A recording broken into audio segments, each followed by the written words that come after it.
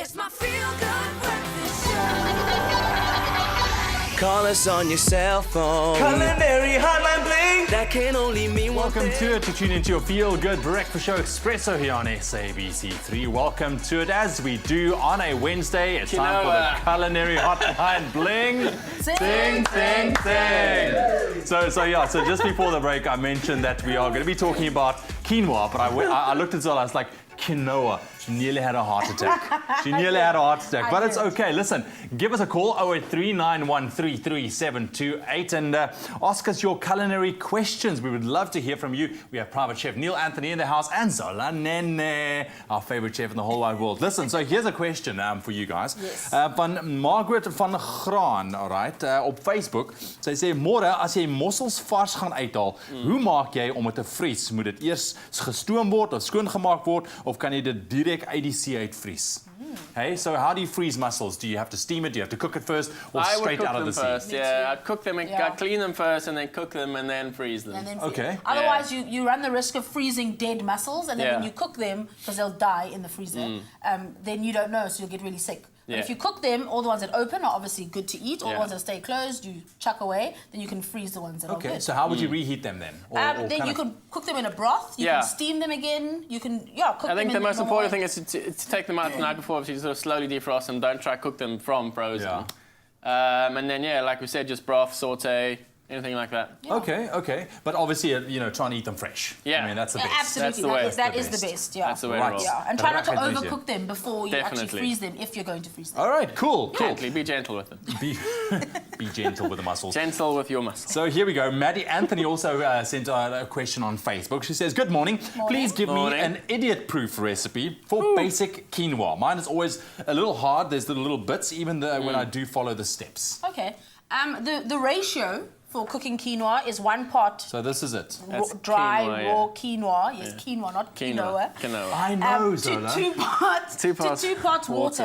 Okay. But like rice, I don't really like to follow ratios, so I just cover it with water, bring it to the boil, and then taste it. And once it's cooked, you drain it, and you're ready to use it. So I also I sometimes start I like to sort of toast my quinoa lightly beforehand as well. So a nice big pan, bit of olive oil, then just sort of cook it a little bit, sort of toast it, gives it that sort of nutty flavour, and then either in with some chicken stock or some water, lid on, let it steam a bit, and then just fluff it up and and you can see how 2 to 1, different it looks once it's cooked. So the grain's really closed and tight when it's raw, and then as soon as it sort of cooks, it blooms, if you will, and all the little spirals you can sort of see. It takes a bit longer than people think. I think that's the most important. People seem to undercook it. I think people think it's like couscous. It takes 30 seconds. It's not. It takes a bit longer than something like a couscous or something like that. You do have to boil it. Just give it a boil and definitely sort of play around with it. And if it does come out crunchy, don't be scared to sort of start re-cooking it as well. Okay. So you mentioned just that ratios again. Yeah, It's like 1 part to 2 part water. To 2 parts of water. Yeah, so 1 cup of quinoa to 2 cups of water. But it's nice to know that, quinoa is such a healthy ingredient. I love quinoa in my diet as well. But the fact that you can prepare it in different ways, like you mentioned, toasting it. Just a little toast on it. It's good. Yeah, well, there we go. I really do hope that helps your question, Maddie, and you'll have fun making your quinoa. Oh, Zola's going to have a field day with this one. Listen, give us a shout, 08391333728. It is the Culinary Hotline. We have our chefs on standby to answer all of your questions. We're going to be opening our lines and answer your calls in just a little bit. My feel-good breakfast show. And they are monstrous. Guys, seriously, how's those milkshakes? I know, amazing, right? Crazy. Okay, let's continue with our Culinary Hotline bling. Ting, ting, ting. Yes, here we go. Answering your questions. Give us a call, 08391333728. Ask us your questions. Private Chef Neil Anthony and Zola Nena joining us in the house this morning. Okay, cool. So we had some interesting questions so far. How's this one from Liz Vainik this morning, all right? She wrote on Facebook for us. She says, good morning, all. Due to our finances, we are buying the cheaper cuts of meat when they're on special and freezing them. Then there's a lot of stewing meat available, and I'm finding it very hard to cook it tender and not to the stringy stage. What advice can you give me on cooking times? Many thanks, Liz. In brackets, I have a pressure cooker. Good, well done. Well done for having a pressure cooker, Liz. Yes, and well done for buying the cheaper cuts, because often they have the most flavour. They have the most flavour, not often, always. Yeah. Okay. There we go. So what advice could you guys share? If she's using the pressure cooker, if she, something like a beef shin or an oxtail or something like that, I definitely go for just over an hour, like an hour and sort of 10 minutes. what I do then is I turn the pressure cooker off and I don't release the steam. I just leave it in there. Oh, that sounds dangerous. No, just leave it in there. Oh. Then but if you've got a 1950s pressure cooker It's or a gonna blow up. 2017 pressure cooker, if you've got you need a new edge pressure Okay, cooker. okay. So I've got one of the new fancy ones. So I just turn mine off and just leave it. Okay. And then it sort of naturally sort of cools down. And as it naturally cools down, the meat sort of suck up all those juices that you've been braising it in. Yeah. And then, something like that. So you're looking at sort of in the pressure cooker for something like an oxtail or a beef shin, just like hour and 15.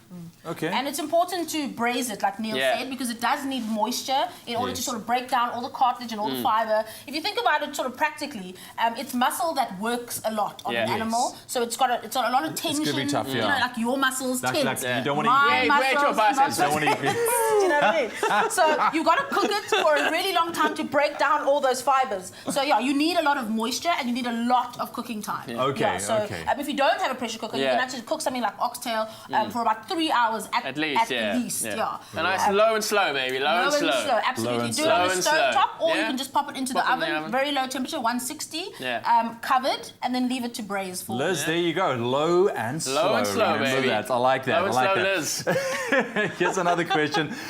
Tsego Kreish, also on Facebook, says, what's the best lactose-free recipe for pancakes? Just like use that. Interesting lactose-free one. milk, no? Absolutely. So Yeah. use anything except cow's milk. Yeah. Okay. So coconut milk. Yeah. Or What just else? lactose-free Rice milk, surely. Or what? can buy lactose-free You can milk. buy lactose-free milk, yes. Or Yeah. you can even just There use you go. water. Okay, or you can just use water. Just use water, yeah. Absolutely. So that's an But easy yeah, fix. So coconut milk's really cool idea. any pancake recipe that you have, just substitute out the milk and add coconut milk, almond milk, water. Milking the almonds is the lactose-free real. milk. All right, cool. Well, Milking the there we go. Thank you. Perfect. Stop milking the air. Right. Okay, let's take a quick caller. Good morning, Mrs. Goosen. Speaking. Good morning, Ms. Goosen. You're speaking to Ewan Zola and private chef Neil Anthony. How are you this morning? I'm very well, thanks. And how are you? We We're are good. very well, thank you. Listen, what's your question for our foodies this morning? Okay, what I want to know is I make my own yogurt.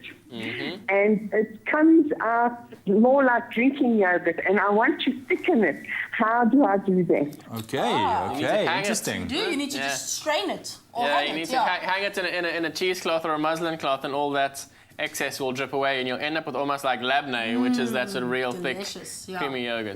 Yeah. So make sure you don't press it though. You've got to let sort of the weight of the yogurt let gravity drain do its itself. job. Absolutely. Yeah. So into a colander, line the colander with some cheesecloth or some muslin. Yeah. Pour your watery Yeah. yogurt in there, and then just leave it for In a your bit fridge, to yeah. drain. You know, Yeah, it's in not the- actually watery, but it's not thick enough, if you know what I mean. Yes, yeah, that's what will you'll drain away the whey, and Yeah. then what's left is the curd, and that's what's going to make it thicker. Yeah. Yeah. Okay. All right, give it a try. Thank you so much for your call this morning, Ms. Super. Goosen. Thanks, Interesting. Ms. So by Goosen. doing that, you can also control, obviously, the thickness that you Yeah, want. So you you can go can, and yeah. check it, once it's good Absolutely. for And you. the longer you hang it or let it Yeah. run for, the thicker it becomes. Okay, awesome. Love it. That number, once again, 0839133728. Give us a call. We're quite not done yet with our foodies. We're going to keep them around for just a little bit and ask your questions. We'll be back in just a bit.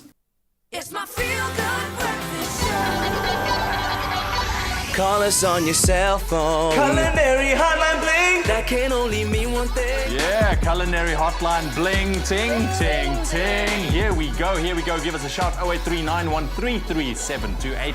Guys, can you believe it's like 2 days before Easter? It's here. right? So we Yeah, have hot baby. cross buns, we have Easter Yeah. eggs, we have Easter Yeah. bunnies. That's ridiculous. Now, Zola just mentioned that you get these marshmallow eggs, right? But you get them covered in white chocolate now. Yeah. Next level. But she's like, Boom. Whoa. I'm changing. Yeah, She that's became all like hip hop and R&B and I don't know what. No, Did live- you do live changing? It is life changing. Not changing I just Zola don't- quite yet. I don't understand why they didn't do it when I was a child, but it's okay. I can still eat Now you're an them. adult, you can have more. Totes. Exactly. Buy your own. So give us a call, 0839133728. Our lines are open right now if you want to ask our foodies any food-related questions, any Easter-related questions at that as well. But guys, where does the tradition of the hot cross buns and pickled fish specifically come from? Because that's very prevalent this time around. It is, yeah. And they're traditionally, by the Cape Malay community, they're eaten together on Good Friday. Because on Good Friday, generally people eat fish and the pickled fish, and you sort of break the fast, the Lent fast, by eating things like hot cross buns. So, they sort of ate them together. So if that's your your zhuzh, Is that then your vibe? go I'm ahead. more of a, you know, Se- butter keep and them cheese separate. maybe. Butter and cheese on my toast Yeah. hot cross Well, bun. listen, if you'll eat cheese on it, that's sort of savoury. So for sure. pickled fish isn't that Yeah. far-fetched. Not the same. No. Okay, no. Not the same. I'm with Neil on this one, but it's all cool. Well, however, we actually ran through a couple of ideas yesterday about how you can eat your hot cross buns, and it was Absolutely. amazing. Yeah, How there do was, you eat yours? There was even a Toasted or not bacon. toasted? No, I like them just like that with some nice butter on it. Easy, Not toasted? clean. Not toasted. Hey? Not toasted? No, sometimes I do. I will You eat them gotta toast toasted, them, but it's mate. nice to just like that, just grab it, just Yeah. go for it, you know. Okay. But here's an interesting one, guys. So when it comes to the Easter bunnies, all right. Apparently, people do studies on how people eat their Easter bunnies. Okay, very interesting. People have have too we've much all time got on a their lot of hands. time on their hands, you know. So it shows that 76% of people start with the ears of the Easter bunny first. Yeah, I think that's where I start Is that where you start? Yeah. I wonder why. Is it just because it's more accessible? You start at the top, work your way down.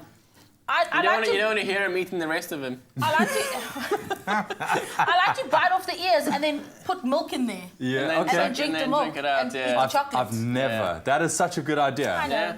Like, even though I'm on a diet at the moment, I am so trying that. Use It's almond Easter. milk. I think people eat the ears I first. still want to see anyone trying to milk almond. I know I'm just saying. I think people eat the ears first because they're the narrowest part. It just seems the Yeah. most Just- natural. yeah, I mean, it's to just- turn it upside down and eat this part is just a Yeah. little more challenging. So I think the So ears is where... is that like a little tradition for you when it comes to like Easter, like eating it like that? I Not don't- eating, like having milk. No, I just do that sometimes. Oh, but you, okay. No, all just year like a- round. a and All then year round to then get the Easter bunnies. That's what I'm meaning. It's Ola. No, just sometimes. Sometimes I'll just eat the bunny as it Yeah. is. Sometimes I'll put some milk in there, make it a thing. Oh yeah. All right. Just me. All right. Why not? Says, Wow. Right. Well, definitely some I Easter eat the whole thing. treats. I'm like, Let's just quickly take a caller and just steer away from from Zonas. Quivers, good Quivers. morning on the line. Good morning. Good morning, are you, Quivers. Quivers? Listen, before you ask your question, how do you eat your Easter bunny? Easter Bunny, I eat my Easter Bunny with chocolate and hot cross buns. well done. Okay, Why I like not? that. All right, Quivers, listen, thank you so much for calling. Really appreciate it. What's your question to our foodies? That meat what you do is like shrimp. Like my granny make it with soup and so on. So Quivers, Quivers, I didn't get breaking that, up Quivers. there, Can you just repeat that? Your line was a little bit broken there. Okay, it is like that meat is like shrimp. Like shrimp, you can put it into soup and so on. Okay, so it's So he's all, asking about shrimp? Is Yeah. what I'm understanding. Can you Yeah, put that's it into simple. soup and things? Is that what he's asking? I think That's right. Oh, okay. definitely. Yeah, okay. Yeah. So shrimp is basically little Yeah, mini baby prawns. prawns, Yeah, yeah. baby prawns. And yeah, Baba Gump. you usually find them ready, pre-cooked and peeled because they're quite fiddly. Yeah. Yeah, and you can add them Yeah, go for to it. pasta sauces Just and don't soups. overcook Yeah. it. It's just like right at the end. also is like the most we important. spoke about the meat that's doing beef earlier on, is that you can substitute obviously also prawns. Yeah, yeah, those You sort of can, things, but yeah. prawns aren't don't take lengthy cooking, Yeah. like the beef Quick, shin or nice the and neck fast. or the tail. Yeah. That's a fast cooking method. So All right, yeah, well, it's flash fry. fry. All right. Well, I hope we got it right, Quivers. Thank you very much for calling in this morning. Give us a call. Our lines are still open. We have one more segment left with our foodies. 0839133728. That's the number. Give us a shout. Ask our foodies all your questions. And while we're at it, just think about those Easter-related questions that you would like to ask us as well. It's my feel-good breakfast show. All right, bringing it back to the studio with our foodies, private chef Neil Anthony, and my favourites in the whole wide world, Zola Nene. I'm sorry, Neil. I'm sorry, Neil. That's right. That's right. I don't mind being second zone. Easter is just around the corner. This is our last segment. Call us 0839133728. We're talking Easter treats right now. Always a very exciting time of the year, man. All It those is. treats coming out. We spoke about it yesterday on the show as well. What's your favourites? My favourite Easter time treat has to be a speckled egg. Yes, I know they're around all year round, Yeah, they but at Easter time you can eat more. I think. Zola becomes like a mince little kid pie. when she sees a packet of speckled I eggs. love She's there speckled behind her eggs. desk. Yeah, I Like, do. yeah? I do. I'm like she's intrigued like, by "Ah." each one. And wait, just before, the speckled eggs are amazing, but this will probably become my new thing. Hot cross bun flavoured Come Easter again? eggs. Well, I know, what? Yeah. Do they? How do they? What's that? Is it a Hot normal cross chocolate open one? bun There, Neil? flavoured Let's see. Easter egg. Are you hearing me? Amazing. I'm hearing you, but I'm not believing you. There we go, Neil. There we go, Neil. Oh, Like, so it's just the actual chocolate The that's chocolate, flavoured. yeah, so it's got raisins in as See, well. Look, So- it's exciting. Okay, Wow. so you guys Hang eat on. them while I just not. Good, right? Yeah. Very clever. tastes I like like chocolate I that. don't know how Raisin they'll in go there. pickled fish though. Okay, right on. What about you, Neil? What's your favourite? I'm just anything, mate. I'm just yeah. I do like a hot cross bun, toasted, a little bit of butter, a little bit of cheese, nice bit of salt. Boom. Salt? Yeah. Hey, this guy. So all of the kind of ideas we saw yesterday, right? Yeah. That was crazy. No, there are some crazy Some of them ways. were crazy, all right? Yeah. So salt is not so bad. Yeah, but cheese and salt. Cheese, salt, That's butter, high hot cross bun. blood pressure on a plate. For sure. For Boom. what? Really, Zola? Why not? Yeah. It is. It is. Speckled eggs. But I mean, there's such a variety. I mean, do you really, guys, when it comes to, for you guys as chefs, you know, how does things change for you within the culinary kind of environment? Over When it comes to Easter. Easter, yeah. I think over Easter, people get a little more playful. Like I Yeah. said, it sort of brings out your inner child. So It does people a bit, like yeah. to experiment more and put sort of speckled eggs and colourful things into Yeah. their cooking, just because, you know, you sort of, it's You festive put speckled like eggs that. in your cooking? Yeah. Like how? Like Speckled egg nougat. everything, Yeah. speckled egg Rice Krispie treats, speckled egg cupcakes, speckled egg cake, Yeah. just speckled eggs. It's like Bubba Gump and En the shrimp. masse.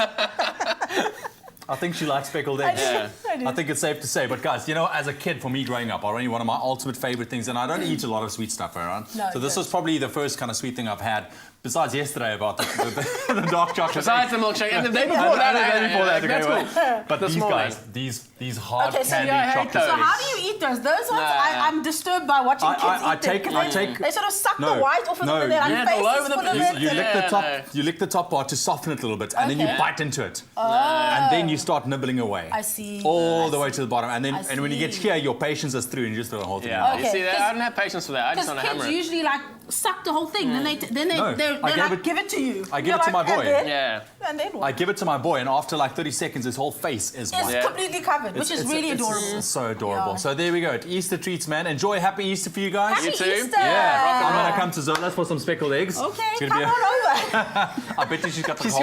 got a bucket of them. She's got a bucket, a cupboard stacked full I of may have speckled eaten eggs. them all by Yeah. now. But Oh, I'm sure she does. All right, but there we have it. That was your culinary hotline bling. Ting, ting, ting, ting, ting. ting.